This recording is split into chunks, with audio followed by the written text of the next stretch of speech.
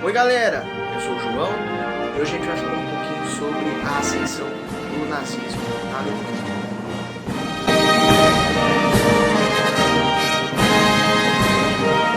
Então antes da gente começar, eu já vou pedir para você se inscrever, deixar o joinha, deixar o comentário e compartilhar com seus amigos, seus familiares. Logo após ali no final da guerra, quando os alemães perceberam que a alta cúpula e o governo alemão perceberam que eles seriam derrotados pelas forças da Tríplice Entente,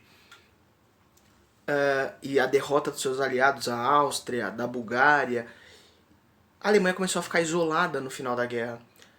O Kaiser ele acaba abdicando, e o que acontece? As forças que estavam se mobilizando para tentar formar uma monarquia parlamentar, para justamente tentar ter um diálogo com os americanos, de tentar negociar uma paz baseada nos 14 pontos de Wilson, esse processo não deu certo. O Kaiser abdicou, instalou-se a República de Weimar, e criou-se a Constituição, e a República de Weimar vai ser controlada principalmente pelos liberais e pelos democratas. Também a própria Alemanha estava à beira de uma revolução socialista. Dentro do governo você vai ter o SPD, que é o Partido Social Democrata Alemão, que ele vai ser um partido de centro-esquerda que vai tentar controlar a situação ali. E ele foi um dos que apoiou justamente a saída da Alemanha da guerra junto com as outras forças. Vários partidos de esquerda, o SPD, o KPD, são os dois partidos, as alas mais radicais, buscaram tentar tomar o poder após a saída da Alemanha da guerra. E os liberais e toda a cúpula que assume Weimar vai ser a cúpula que vai assinar o Tratado de Versalhes.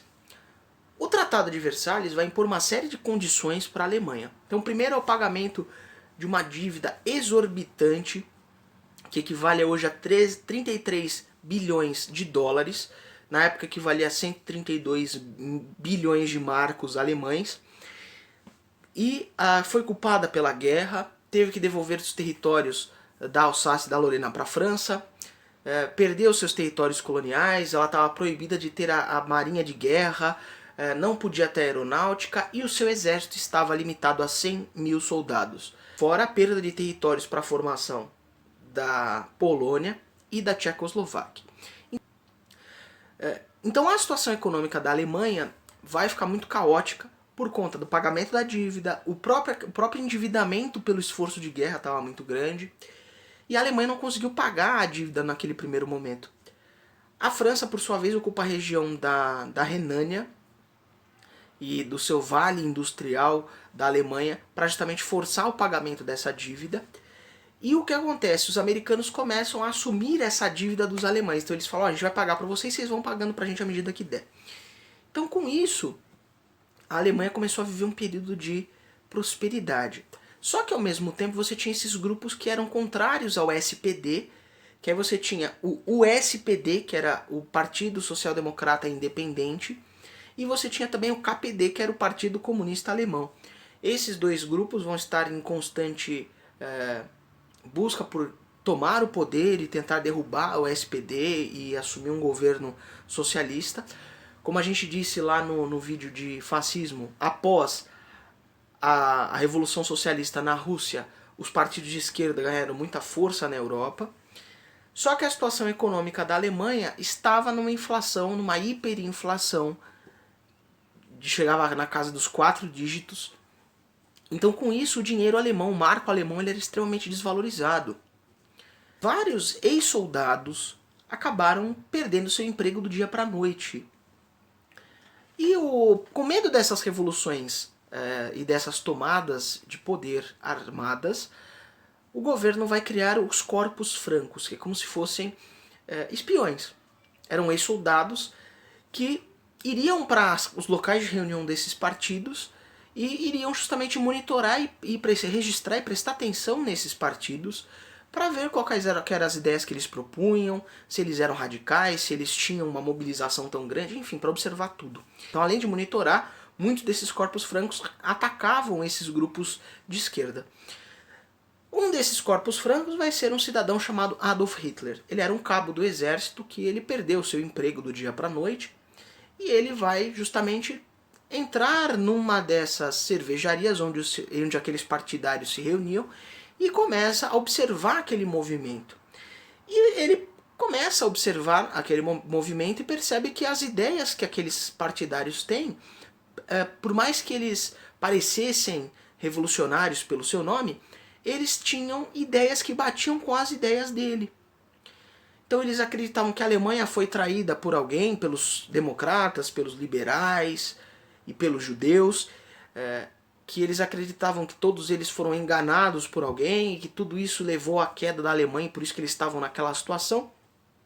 E ele justamente acaba se tornando um grande orador daqueles grupos, daquele grupo principalmente, e ele vai se filiar ao partido depois, ele não cria o partido. A partir da entrada dele, dessa mudança ideológica, o partido começa a criar os símbolos. Ele resgata aquele símbolo que tem em várias culturas, da cruz suástica, e a partir desse momento o símbolo da suástica em outros contextos acabou sendo submetido pelo sentido que ganhou no Partido Nacional Socialista dos Trabalhadores Alemães.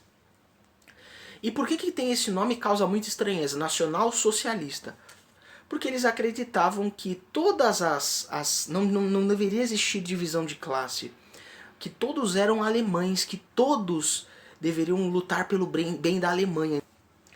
O partido nazista também vai começar a ganhar seguidores, mas ele não consegue ter um número muito grande. Um desses líderes que está dentro do partido vai formar as SAs, que eram grupos armados com cacetetes e com outros armamentos para pegar socialistas, comunistas, liberais e judeus, eram atacados na rua. E após a marcha sobre Roma e que os fascistas tomam o poder na Itália, essa notícia chega para eles e os nazistas liderados por Hitler e por uma série de outros líderes vão tentar tomar o poder com um golpe de Estado em 1923. Esse golpe ficou conhecido como o fracassado golpe da cervejaria, ou o putsch da cervejaria. Eles tentam tomar o estado da Baviera, só que eles são capturados pelas forças governistas e o Hitler ele vai ser julgado e condenado por alta traição. E no seu julgamento ele usa o julgamento como um palanque político. Ele vai justamente dizer, olha, a Alemanha está assim. Ele vai começar a expor as suas ideias, ele vai fazer um grande debate político, falando da questão dos liberais, dos judeus, a questão econômica, da França, o Tratado de Versalhes, enfim. E isso vai acabar diminuindo a sua pena. Ele vai ficar preso junto com alguns outros nazistas que participaram do golpe. Outros fugiram. E na prisão o Hitler começa a escrever a sua biografia, auxiliado pelo Rudolf Hess. Ele vai escrever a sua biografia misturando tanto a questão da história da sua vida como as ideias políticas que ele pregava. O Hitler ele não tinha uma inteligência, ele não era um acadêmico, então ele acabava, muito do que ele contava, quem organizava as ideias era um Hess. Então, quando ele termina essa publicação, vai ser o Mein Kampf, a minha luta, que vai ser um livro autobiográfico e também vai ser o plano político dos nazistas. E quando ele é preso, ele entende que eles não vão conseguir tomar o poder com um golpe de Estado. E a partir daquele momento ele vai optar por tentar tomar o poder pelas vias legais, pela eleição.